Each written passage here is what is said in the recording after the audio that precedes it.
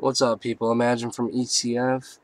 I've got the ultimate Mrpuffer follow-up video for you, the UMP. Go ahead and give you a 360 walkthrough here. At the top, we have your on-off button, 510 connection, and over here you have the hole, so that if you wanted to run a top-fed cart like on the previous Mrpuffers, you're still able to. Or, I don't know if you can see it, but there's a connector in the center with a hose that runs through to the atomizer to bottom feed. So you have the option to bottom feed or top feed. Here's the front of the mod. You can see here's your hole to prime the juice into the atomizer if you're bottom feeding or cart feeding. And let's do another. Let's see if we can get some good angles of this. I'm trying to pick up the brushed. It's brushed aluminum. It's extremely, extremely beautiful. Very, very nice. On the back, you have a single little screw. Let's see if we can get a good shot of the screw. See how it comes out about that far, not very far. And this is to remove. Take that off. Take the back plate off. Now the back plate, it's got a nice thickness to it. It's not too thick. It's got two stopper little pads that actually sit up against the divider in here. And then it has a groove section, and that is actually where your battery goes.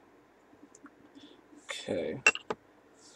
Now, inside, you have your connection where your addy is, and you have a hose that runs up into the middle of the atomizer, and then you can actually put a little rubber piece on the end of that hose, and that'll stop the liquid from going up in there, and then you can run the other hose up through the hole for the top fed. That has instructions on it, and you'll be able to see how to do that.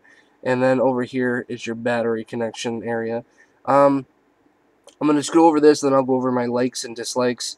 Number one is it's machined beautifully on the inside. It's very nice. It's aluminum. It's got a nice weight. It's not heavy. It's lightweight, but it's still, I mean, it feels rock solid. Let's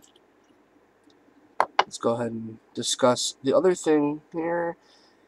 It comes with a spring with batteries, and you can adjust to the height. You can run two CR2 batteries or a 14500. I've been running a 14500 in here, and let's go ahead and put this back together.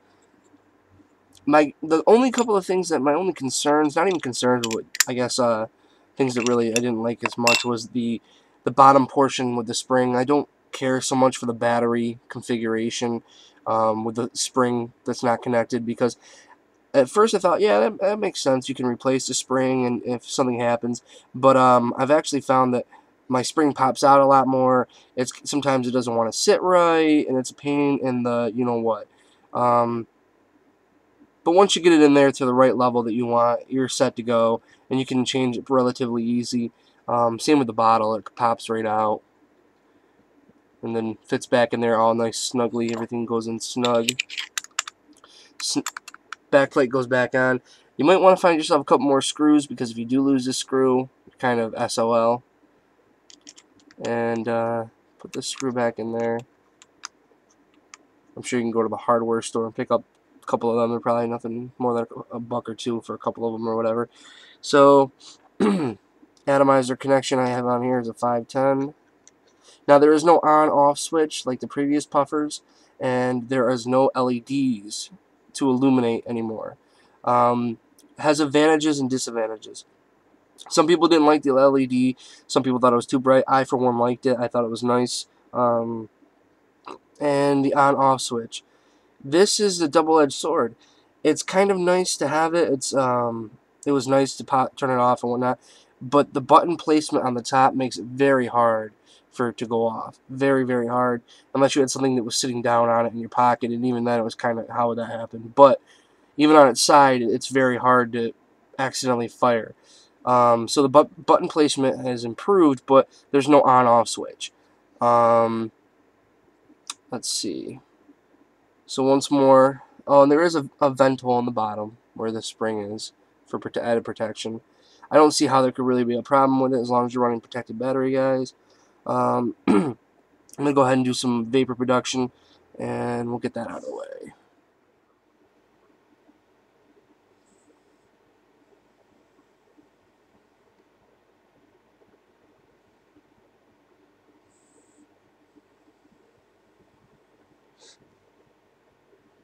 So you can see on a 14500 it runs at 3.7 volts, like a 14500. It has a lot of good vapor production. I haven't been running it at 6 volts very much.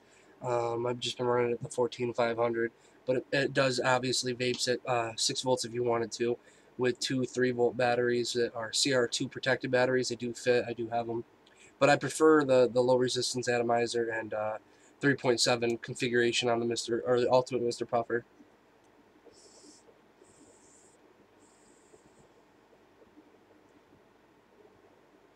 Let's give you a size comparison of the previous puffers to the new puffer. Got here a 510 original Mrpuffer, and we have the new Mrpuffer. This is them right next to each other. So width-wise, you're not too much, maybe just a hair thicker, not much. Let's see, just a hair thicker. And height-wise, I'd say what, about a ½ inch or so. So there they are, back to back.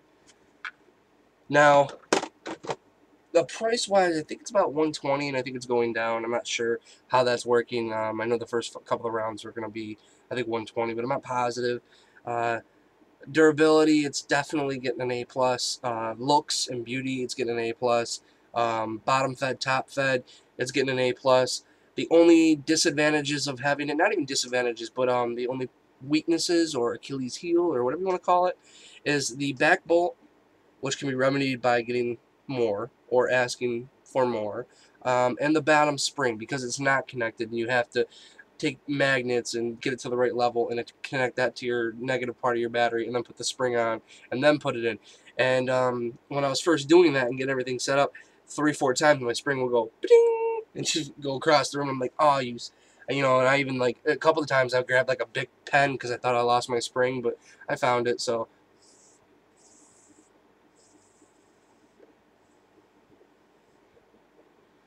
now what I do is I don't wait for it to seep up here so you can see the juice. When I have it on bottom feed right now, I just go ahead and put, when I hear the gurgle,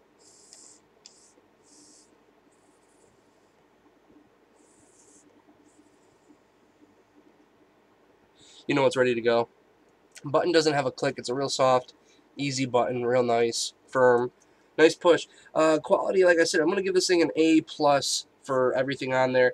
The negatives are very low, and the positives far outweigh the negatives. I definitely recommend getting it. I miss the lights, but it's definitely a huge upgrade. The aluminum alone makes the thing, you know, obviously before the plastic box, if you did drop it or break it, there was a chance it could not come back. This, you could probably run over with a car and be fine. Don't do it, but you probably could be fine. But it's really a nice mod. It's definitely a nice mod. Pufftronic.com, Mr. Puff on the forums. Check them out, and let's do a couple of hits before I take off.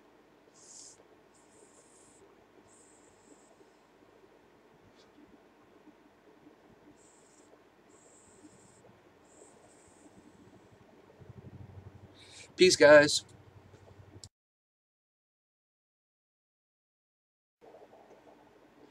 The ultimate, the ultimate Mr. The ultimate Mrpuffer.